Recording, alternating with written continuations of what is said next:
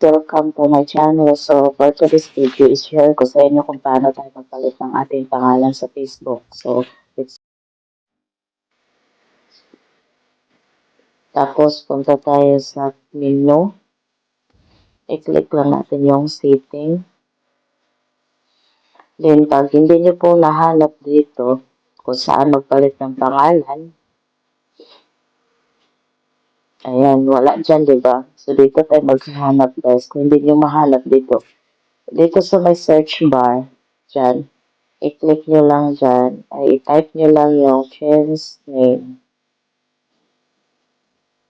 So, ayan na guys, lumabas na siya. So, dahil nga magpapalit tayo ng ating pangalan, pindutin lang natin yung name. And then, pagdating dito guys, dahil hindi ako pwede magpalit ng pangalan kasi papapalit ko lang po. So, pindutin nyo lang. So, yan, palit kayo ng pangalan nyo. Tapos, change of order name. Change order of name talaga. Tapos, i-click nyo lang po yung done. So, ayan.